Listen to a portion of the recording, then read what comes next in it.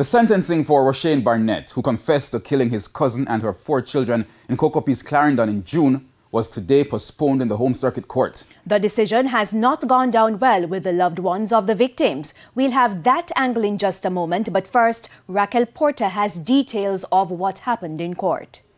October 20, that's the new sentencing date for Rushane Barnett, who in July pleaded guilty to killing 31-year-old Kamisha Wright and her 4 children in Cocopi's Clarendon. After listening to over 3 hours of submissions from the Director of Public Prosecutions, Paula Llewellyn, and Barnett's attorney, Tamika Harris, Justice Leighton Pusey said he needed time to consider the sentence that is to be imposed. The DPP initially gave notice that she would be seeking the death penalty against the accused, but on Thursday, in light of the fact that at the first relevant date, Mr. Barnett has pleaded guilty to all 5 counts of murder on the indictment, as a matter of law, the Crown would then be obliged to remove the option of pursuing the death penalty.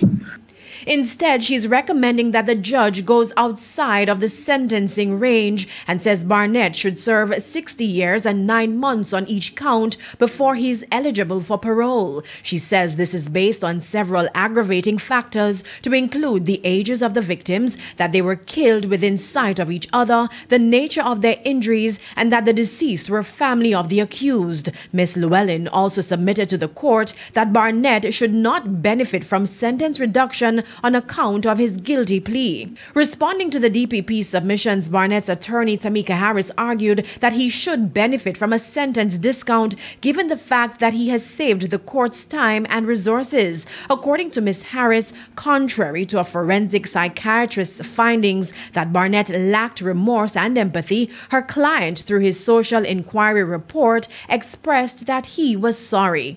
Mr. Barnett pleaded guilty before he even had the opportunity to examine the strength of the case against him. That he waited, my lord, on the police to come and get him. When the police got him, he gave them a caution statement and admitted to the acts. So in light of that, my lord, I am asking the court to consider granting him a discounting sentence, and I would suggest 10%, my lord.